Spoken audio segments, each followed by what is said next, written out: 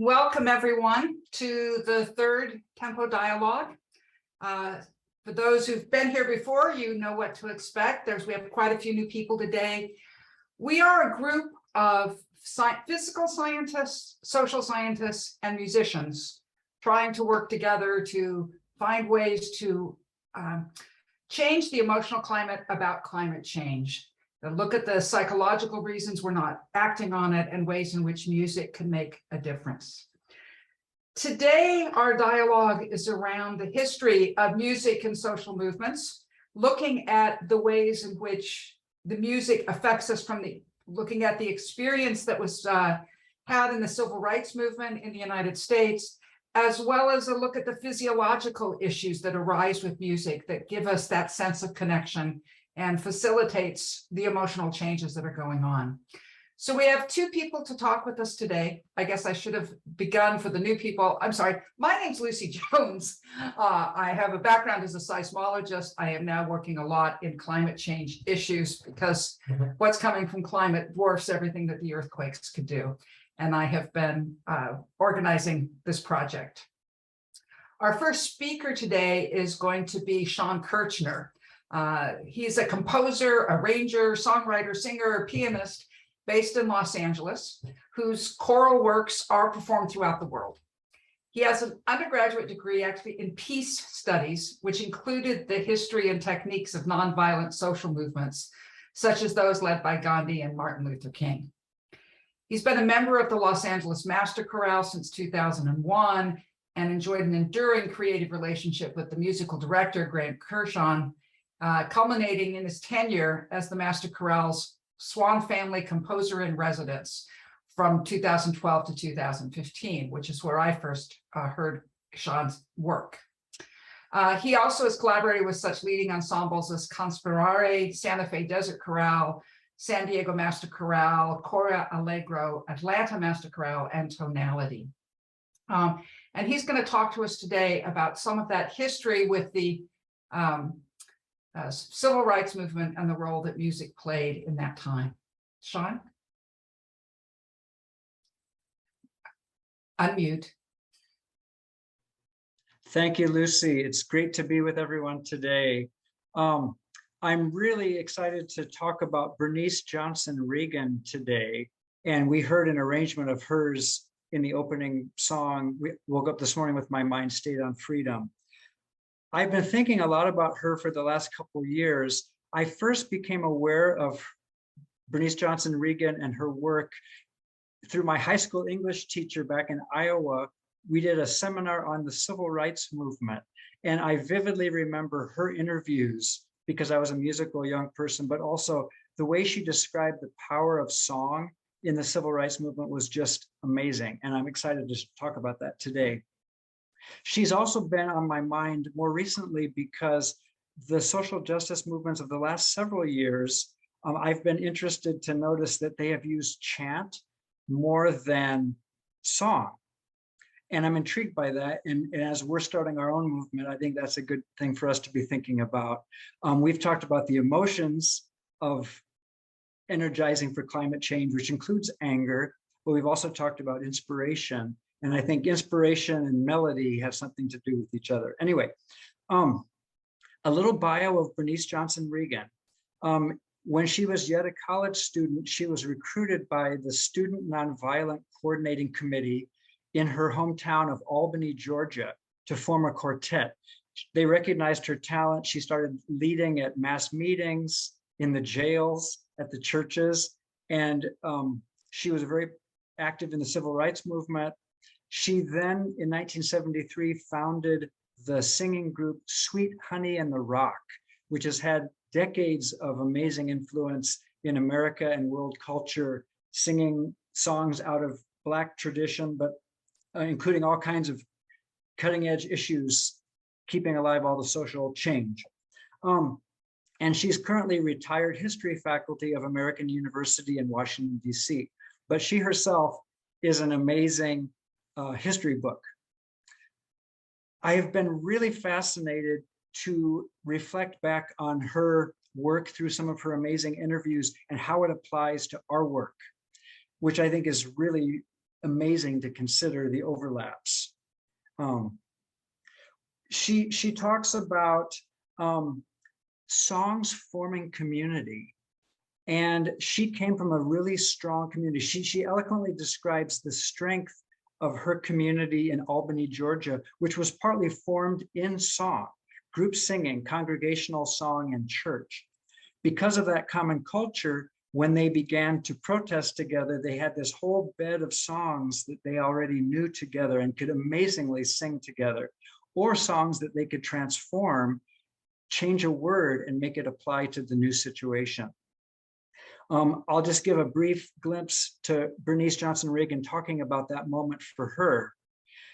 She had been a college student and she was going to participate in one of the first big marches. A cute phrase that I really like that I think also can apply to us in our climate movement. She said that the students would say to each other, "Hey, you need to work on your freedom." Meaning, are you going to take it seriously? Are you going to join today? Hey, you need to work on your climate change.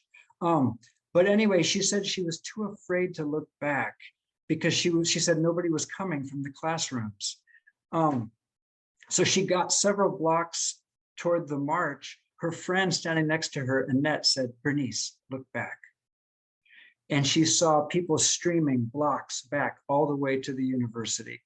And she said she was just amazed. So when she was asked later that day to lead at one of her first big mass movements, she was going to sing, "Up over my head, I see trouble in the air." So the word trouble would have been the historical song.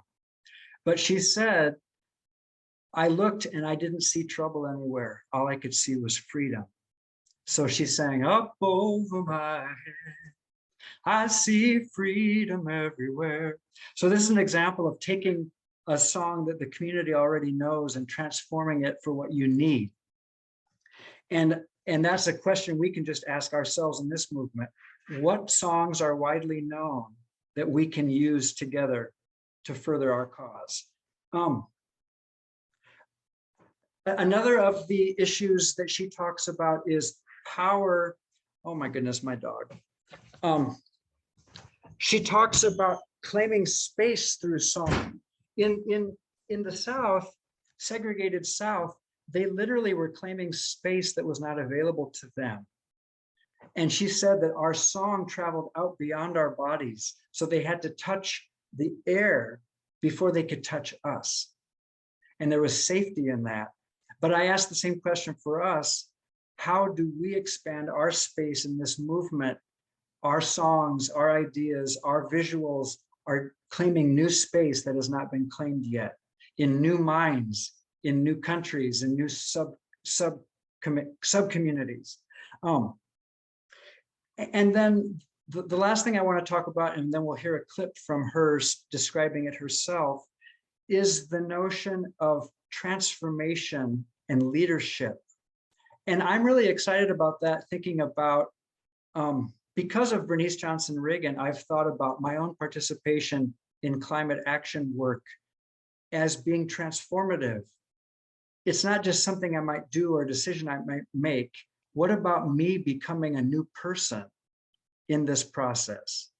Who is the new me, a new identity waiting to be formed? She says that in the mass meetings, singing was what named who we were as a community. And I'm interested in the idea that songs we can help generate in our work together will help name a new kind of identity for our fellow citizens of the earth. I want to quote just a tiny bit of a thing relating to leadership. I found another interview where she said, "In our culture, anything you do disappears the minute you stop doing it. Freedom is like that. People think you are born into freedom, but the only freedom you have is the freedom you exercise." And I've been thinking about that quote, but substituting the word leadership. None of us can be leaders in the abstract. We actually have to lead something specific, a specific thing we're doing. And I find that very exciting, and to ask myself that question. But the idea that we can become new people, let's just maybe move now to hearing Bernice Johnson Reagon talk about that for herself and imagine it for our movement as well. When we did those marches and went to jail, we expanded the space we could operate in. And that was echoed in the singing. And it was a bigger, more powerful singing.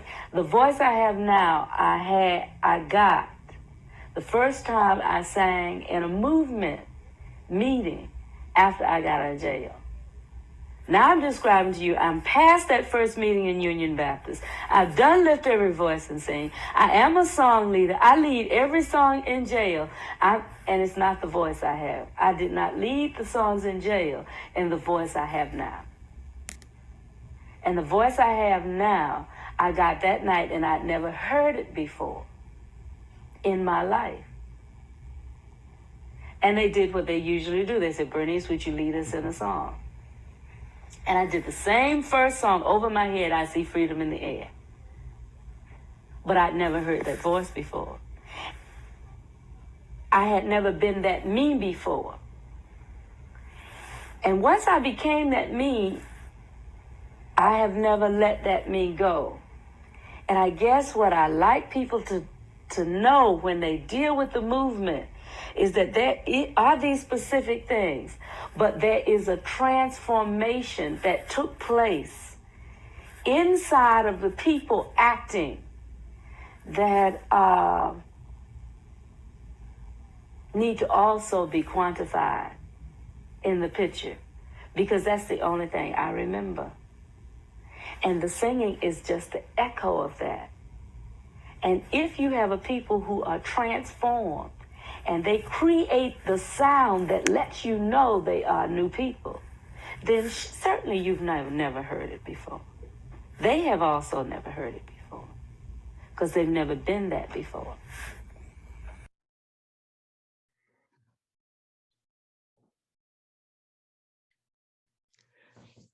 Yeah, I don't need to say much more than that, but I will add a tiny postscript. She also eloquently talks about the use of the word we and the use of the word I. And this is about taking personal responsibility. I heard her say in an interview that in the coalition with white folks who were helping, we used the word we shall overcome. But she said in the Black community, we used the word I. This little light of mine, I'm going to let it shine. She said we knew that it still meant we if 5 of us were singing that together and we were using the word I. But there's the idea that you're laying your own life on the line, especially in the civil rights movement. And we also ask that question now globally. We're saving a lot of lives in our work together. I'm done. Thank you, Shawn.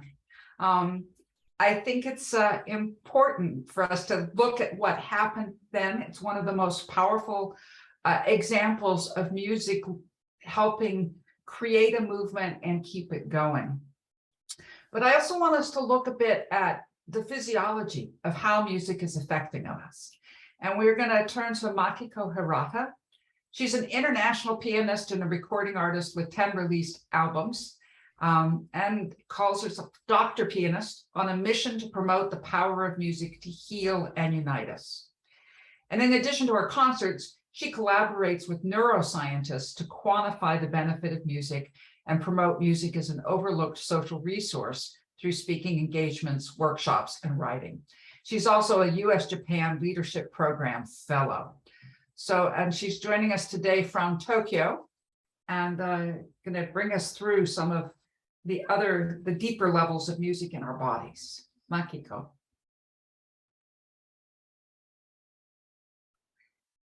Thank you so much, Lucy. Good morning, good afternoon, good evening, everyone. Okay, let me change my language settings so I won't hear myself. Okay, so thank you, Shawn. That was a great talk, very inspiring. そう、ショーンの話にあった新しい自分、新しい私たちに生まれ変わる、進化するというプロセスをどうして音楽が助けることができるのか、そのメカニズムについて今日は少し私はお話をしたいと思います。Okay, so まず最初に言いたいのは、ちょっと話がずれたように聞こえるかもしれませんけど、ちょっと我慢して聞いててください。ゴリラの赤ちゃんは泣かないというところから始めたいと思います。ゴリラっていうのは人間とすごく遺伝子が近いんですね。他のエンジン類よりもずっと近い。1.6% 以下の違いしかありません。それなのにどうして人間の赤ちゃんは泣くのにゴリラの赤ちゃんは泣かないのか。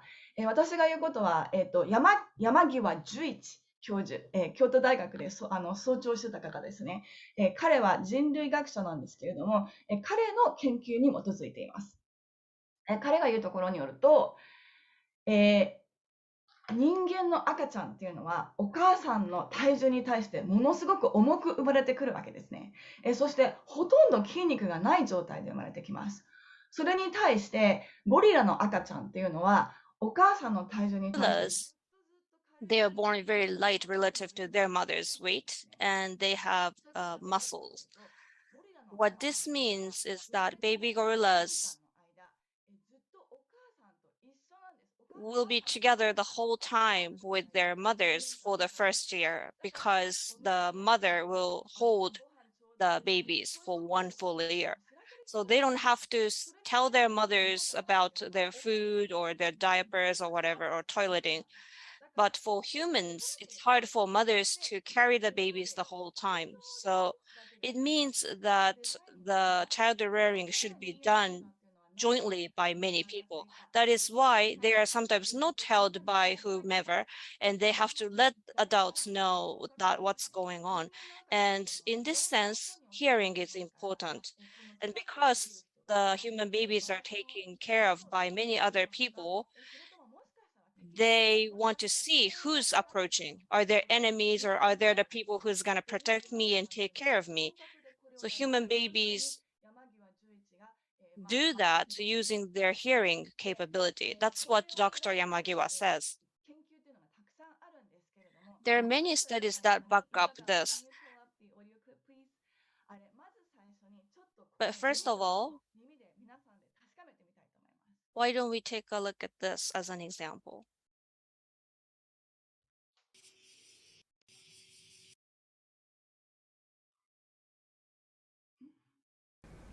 Arro, arro, arro. Oh, oh. Que fofa.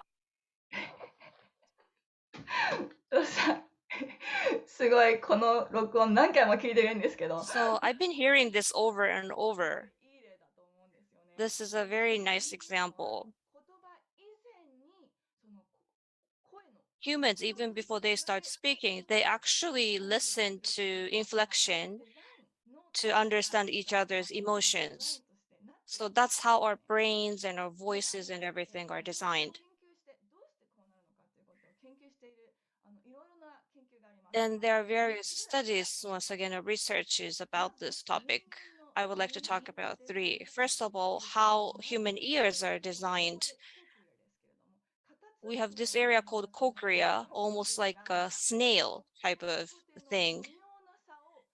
And it actually plays an important role to hear the high pitch and the low pitch of human voices. When it comes to other animals, they need to hear high pitch sound or low pitch sound or far sound or near sound. When it comes to that kind of things, animals are better.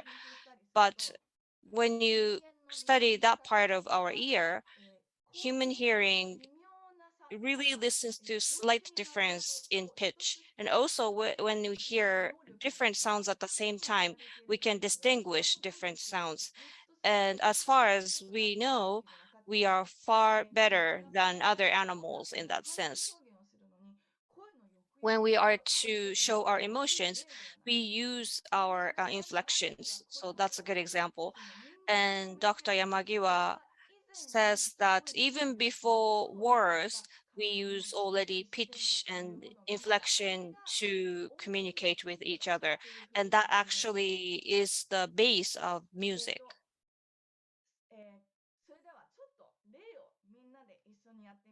So I would like to try this example together. Why don't we do this together? What kind of emotional reaction we have to different pitches? Please do this. Like, please lower your voice or lower your inflection, saying ah. And I'm sure you're doing this on mute. Do you feel like you feel settled? You calm down? So when we have sigh, or when we are trying to let something go, like let our tension go, for example, we do this in terms of music. This type of sound pattern.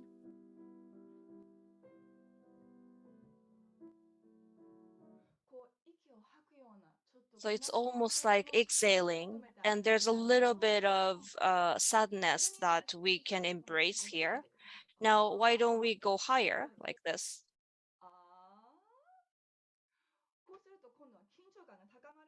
If you do this, we actually have more enthusiasm and tension. This is not a sustainable state, but we have more tension. For example, sentence-wise, if we come down, like this is a pen, I am Makiko, or I like you. If you go up, we say, is this a pen? Am I Makiko? Or do you like me? So when you go up, you ask for solution or answer. That's how we communicate. And this is universal, regardless of your language.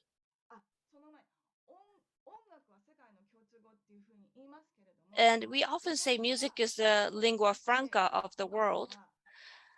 Based on my study, I feel that the sense of sound or hearing is the lingua franca of the world. And as a result of that, I think music can be or is the lingua franca of the world.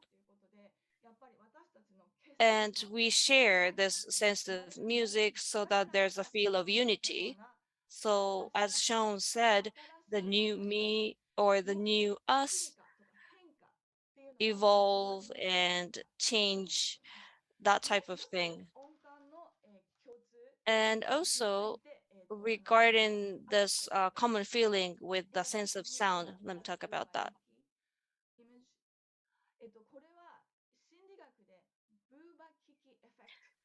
This is called Buba Kiki effect. Can you show that if you have that? And this was found in 1929, and this is proven to be reproducible. We have two different images. One is named Kiki, one is named Buba, but you don't know which one. Who thinks the left one is Buba? Who thinks the right one is Buba? Please raise your hand. Right. So regardless of what language you speak, even a 2-year-old or elder people, say 98% of the people answer that the right one is Buba.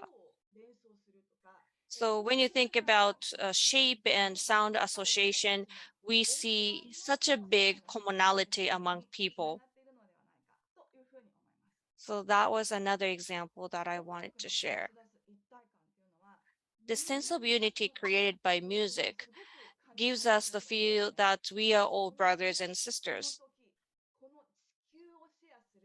We are sharing this earth together, and we are on the same boat together and sharing the same destiny. And we sometimes have this joy and pleasure of empathy reminded by music. And that's why we can help each other and work together. Even if you are faced tough difficulties, we sometimes unite and give the unbelievable level of strength. I think that's how music works in the society. So we should use music for our climate crisis situation. Thank you very much for your kind attention. And thank you, Makiko. It has been wonderful to hear all this and the way it connects back. I'd like to start by asking Shawn for his reflections on what Makiko said, and then we'll be turning it around and going the other way as well. But you are muted. I think one of my first reflections was just the idea, if, as she described, a community of primates or humans who are sharing life together. So the idea that the first sounds an infant or child hears are the voices of the community. I think that's beautiful, actually.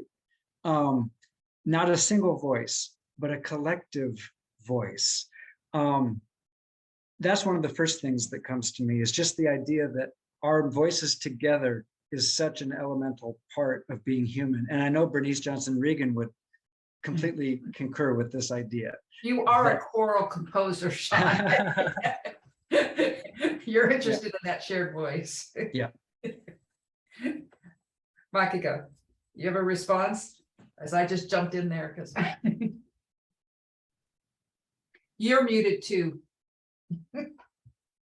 Should I talk in Japanese or in English? How do you feel most comfortable? I'm sure our translators can pick up in either direction. Yeah, I'll go with English.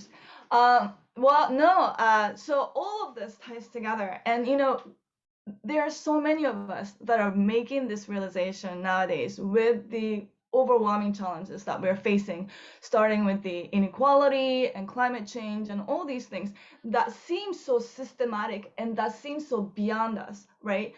But when we make music together, when we sing together, when we dance to the same music, I think that we become bigger than our each individual selves. And that's important when we are facing systematic injustices.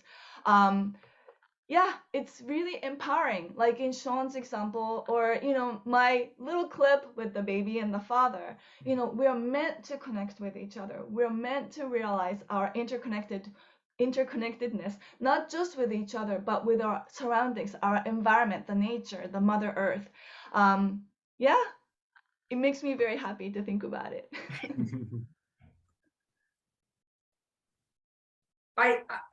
I'm really struck with it too, Makiko. It was another one of our, Professor Atsumi, Tomo Atsumi, who was pointing out to us that the Japanese concept of community includes the physical environment, which is an odd concept to Americans. And yet it's perhaps the one we need to get to really grapple with climate change. Comparing back to the civil rights movement, there was a very physical, this is my life on the line, this is my, you know, safety, my family. And it was tied to the person. And that's comfortable in the Western ideas, right? And here we are, we're going to be creating huge personal problems, as we see, especially that this is taking place in that heat dome in Europe and in Texas at the same time. But we have to believe the environment is part of it and not separate it. And I think that, you know, the power of sound is that we can viscerally feel the resonance. You know, when I play the piano, you know, I touch the keyboard and I feel the strings vibrating inside, and I imagine the sound waves traveling through the air to reach my audience, not just in their eardrums, but in the air around them. You know, we touch each other this way when we sing together, when we make music together. Yeah. You know, Lucy, I had one more quote from Bernice Johnson Regan that I think relates a little bit to this that I wanted to share. She says in a different interview, I didn't know how to fight for stuff. I had to teach myself. And she says the biggest thing I had to overcome was this voice inside myself that said, if you do this, you'll get killed. And I'll just cut away just to say, that's the stakes the civil rights movement was talking about. And I'm asking us, what are our stakes? It might be slow-mo, but there's still high stakes. Then back to her. She said, stepping across that inner voice was traumatic. But if you don't cross that line, you'll never meet yourself.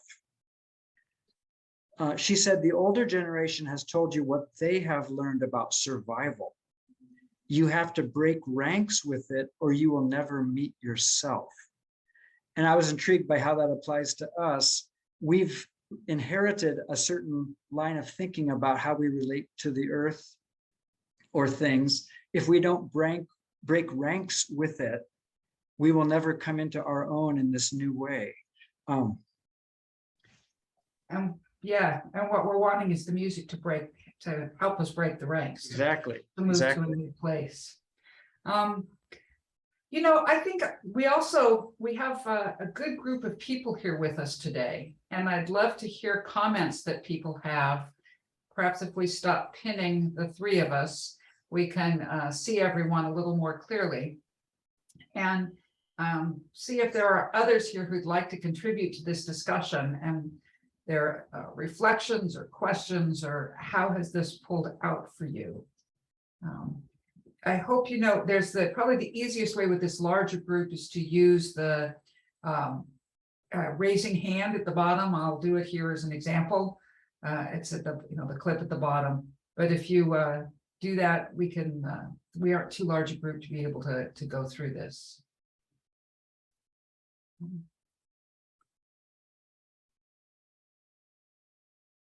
Kikuko.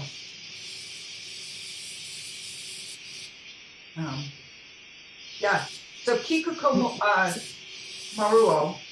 二人の、はい、二人のお話がすごくよく。 Thank you very much. And I listened to the two people and it was so emotional for me. The Makiko-san and Shawn-san's activity, I'm a composer, by the way. And so listening to Makiko, when I am composing, there's a lot of inner voices that I cannot make into a vocal word, but I was so impressed that Makiko was able to put that all into her words. And so either Makiko and Shawn-san, they were all so fantastic in their presentation. I was so inspired. Thank you very much. Do either Shawn or Makiko want to comment on that? It's sort of embarrassing, I know. Can I say? Yes. So I was very moved when I got to hear Kikuko's compositions for the first time. Her music is nature-based, and I felt personally that it was really a lot about resonance. And I think the part of the empowerment that comes from making music is that, you know, so the transformation that happens from the new me to the new we, I think it's in the knowledge that you are a part of a bigger organism. And you can think of all the earthlings as each a part of one big organism when you think about, for example, climate problems. And when we sing together with the resonance with each other and our environment, I think we can comfort ourselves in the knowledge that if your voice for some reason has to die, other voices will carry on.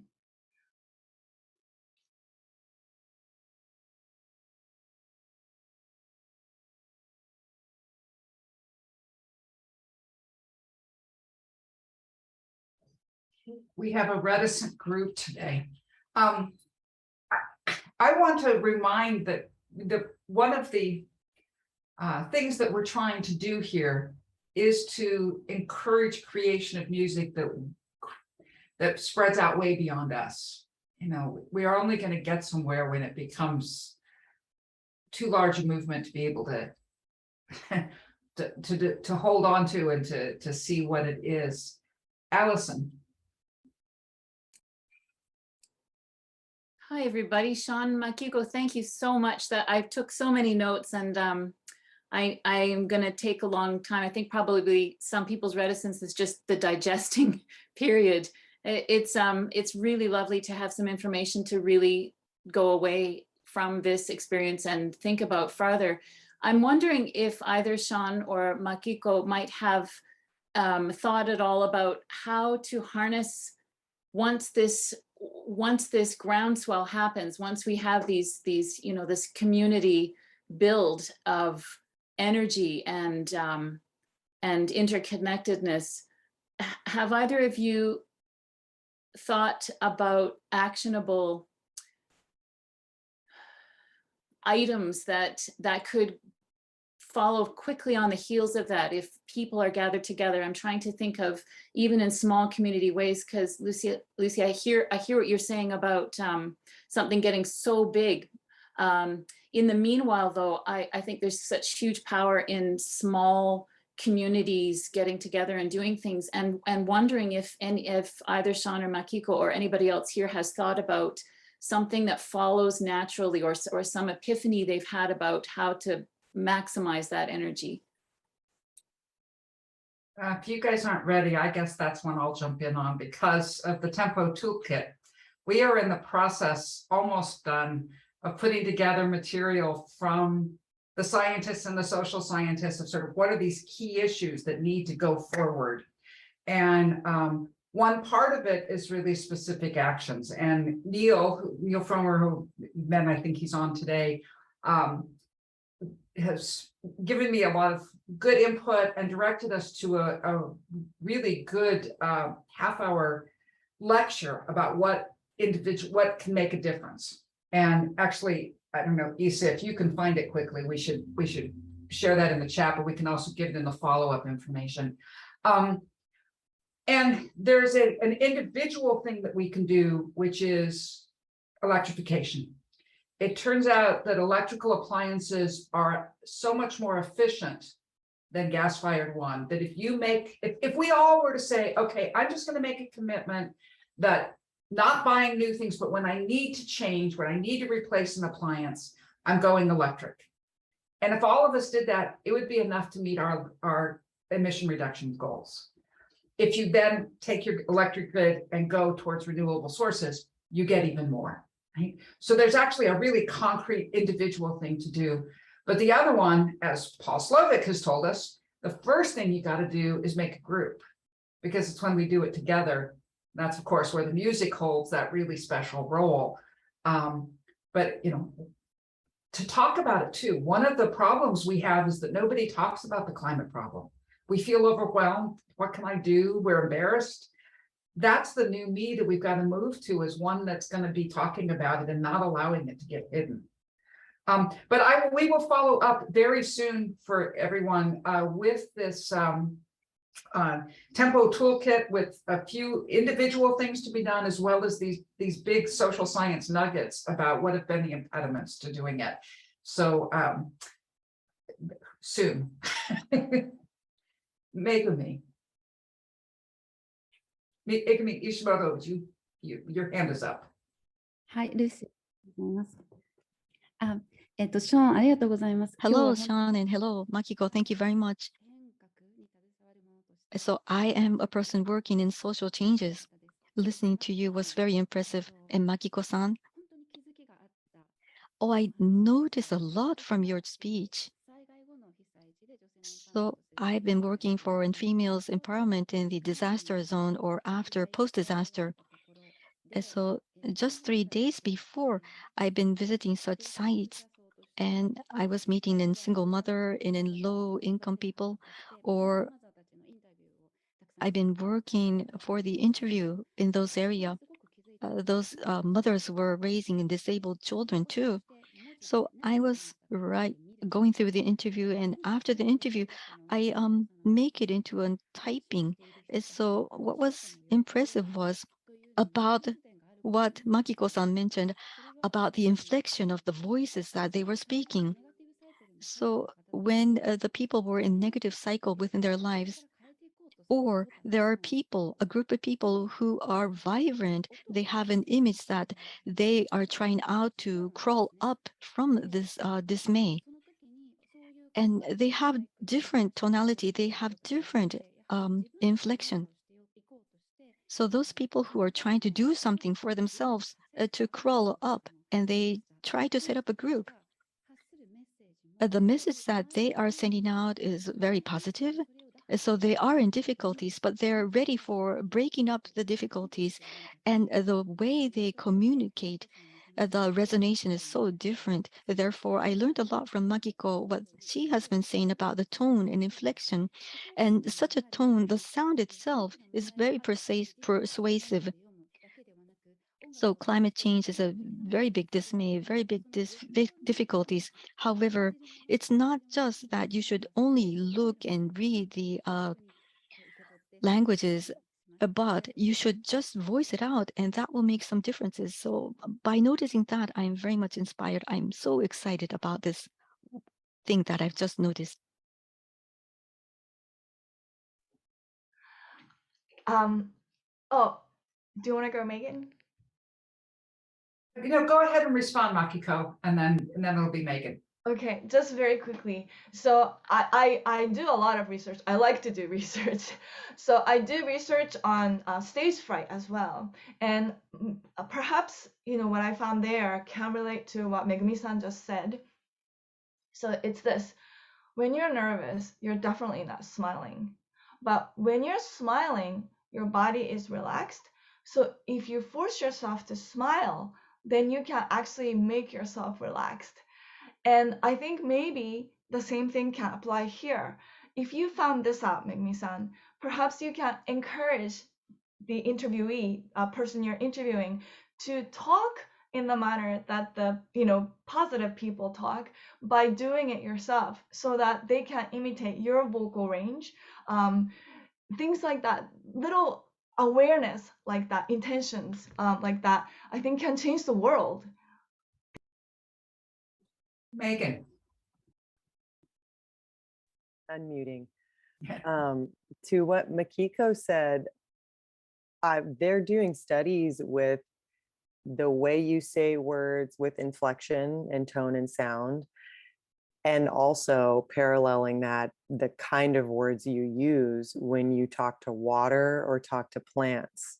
So they've done studies where if people talking to water, and I know this sounds kind of woo, but you talk to water or plants or a garden, and it was shown that people lovingly and caringly talking to it with their voice and it resonating the water, the crystals in the water actually look as a pattern different than if water was met with rage or anger or sadness or anxiety. It also took a different form.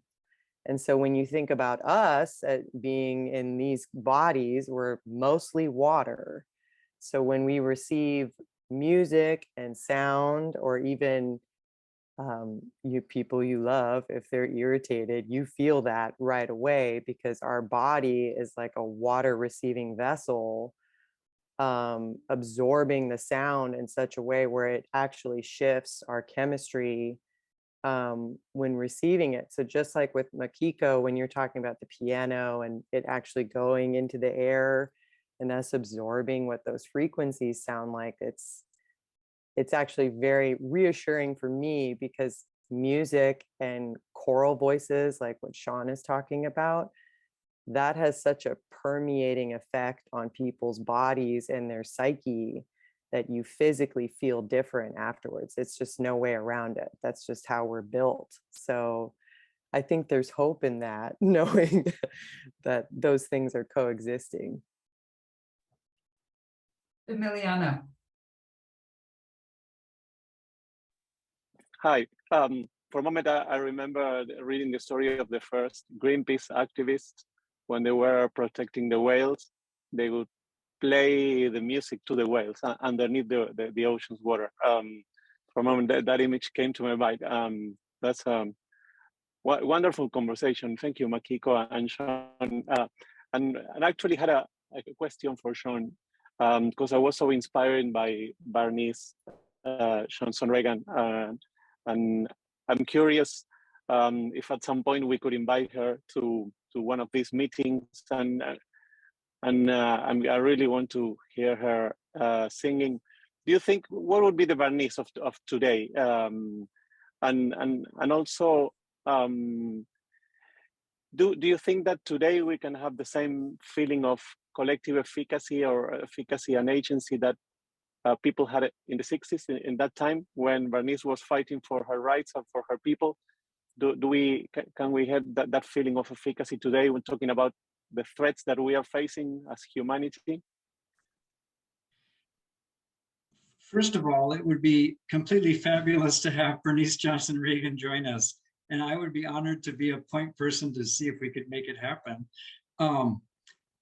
I'm glad you brought up your question, Emiliano, because I wanted to mention another thing that Bernice talked about. She talked about once she got to the jails, that it was a wider cross section of the Black community. She herself was raised in the church, a very tight community. She said she had like 1 million parents that could correct her wherever she was. But also she was being incredibly mentored by this whole community. But she would suddenly be sitting next to a woman from a very different walk of life. And there was another interview I found a couple weeks ago where she talked about the different musics that these different women brought. And so farther into the movement, she talked about the development of the song base. If you're going to take an existing song that people knew and then transform it a little bit, the song base widened to reflect this wider sub-communities within the larger community. And for me, that's the most powerful way to think about our work, because the world has only become more and more super plural.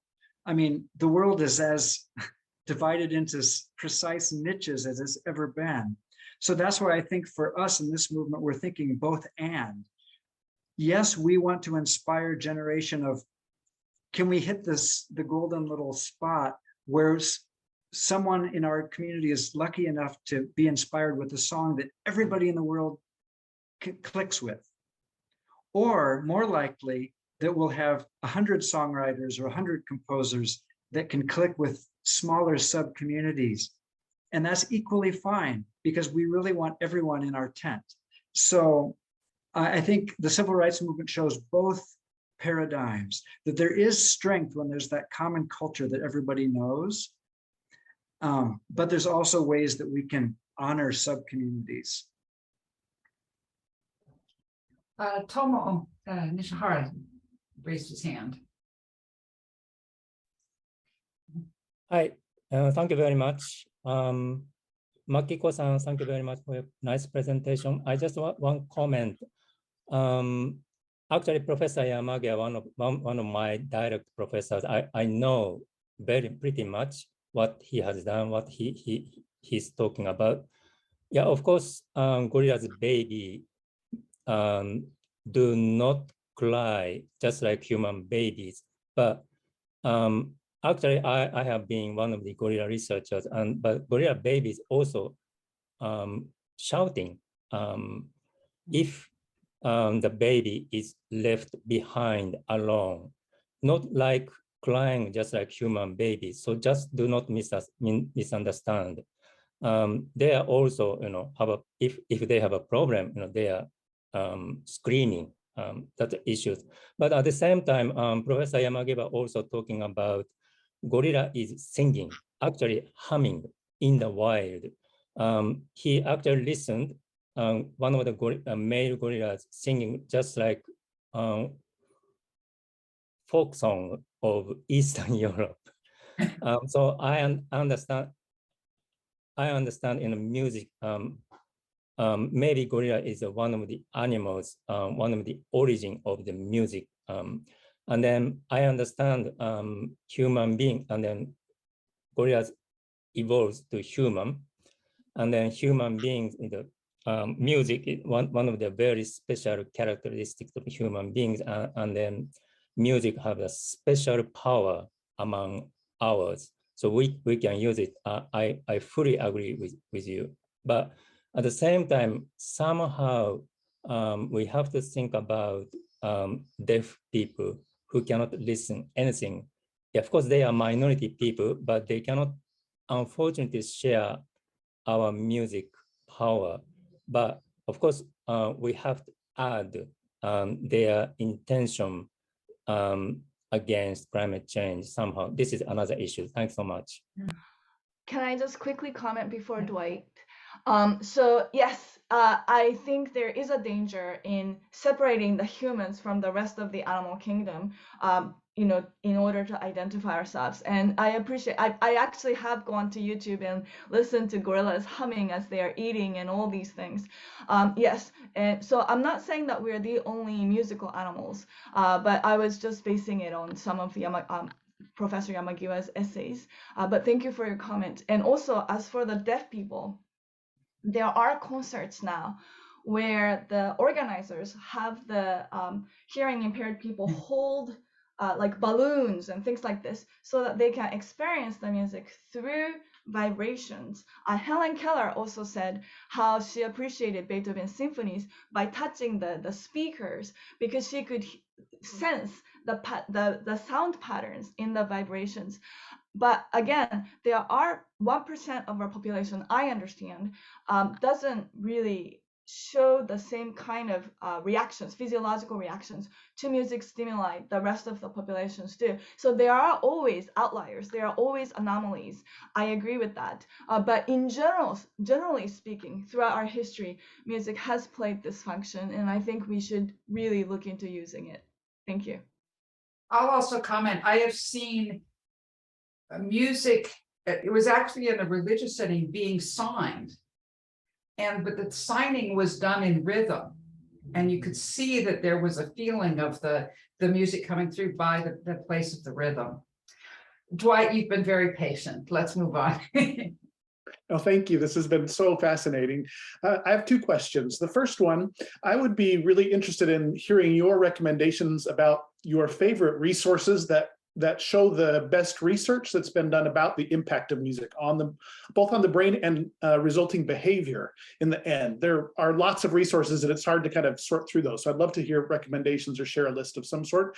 And then the second question is, I would be interested in hearing each of your thoughts about, like, do you have an experience in your life that highlights the impact of music in this particular realm relating to climate change or something?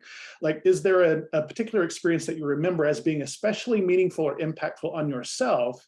And why was it in your kind of perception of that experience? I'd like to suggest that on the research side, I think there might be quite a bit of interest. Makiko, let's work together, and we'll be getting an email out to everyone as a follow-up within the next day or so.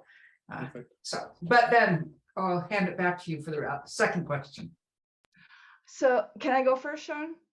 Yes. So there is one example that I'd like to share, and this is not directly related to climate, but so I played a concert one time and there was this elderly gentleman sitting on the front seat and the piece ended very big, bravura. And then this man stood up and then he fell because he forgot that he needed a cane to stand. And I always picture that as the power of music. If we can transform ourselves so that we forget our inconveniences or pain or whatever we have, to be one with that power of music, I think we can pretty much do anything.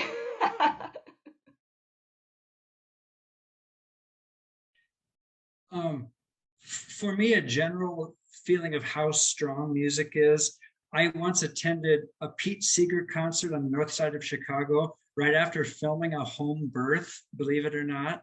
So I was really elated and excited about life. But literally at midnight when the concert was over, complete strangers pretty much were leaving the venue in the north side of Chicago holding hands.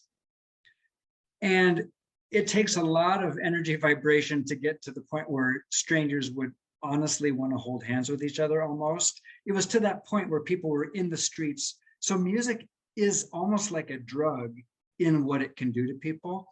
My second quick response was, for me, feeling the emotion of reverence that somebody else has for the earth transmuted into their song is really deeply powerful. And I learned at a folk festival, Chris Good is on the call, he and I have attended the same folk festival for years.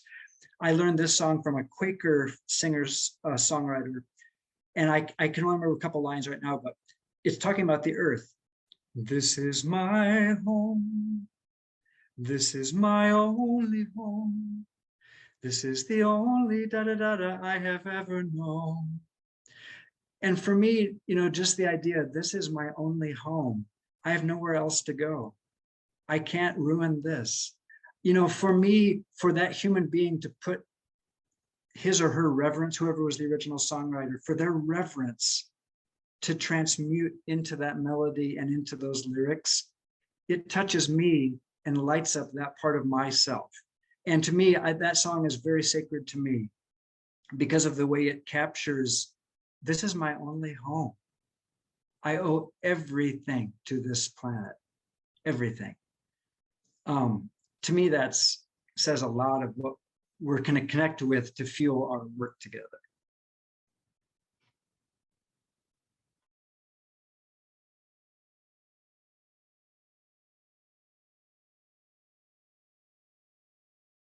Sorry. It does look like Chris Good has shared that recording with us. So it's here in our chat. We can all follow up with this and hear it. But I don't think we should try to do it right now. But I think we are reaching the end. It is 4:59 at this point, at least in California. And there's so much in this discussion. I feel like we could go on, but we wanted to end with a piece of music, of piano music that has those rising tones and that sense of hope. And Makiko, are you going to be able to play it? Well, let me just explain why I think this piece is important. So, I talked about the descending musical gestures, right? But ascending,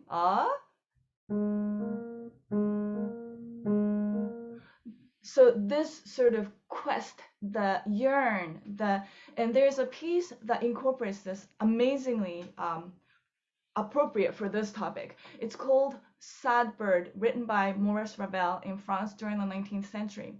He's said to have cried when he went to the train station for the first time in his life because of the overwhelming sound. And he says this is about birds that are lost in the thick of the forest during the hot summer days. And he has this section goes, so this is the forest, and then here's the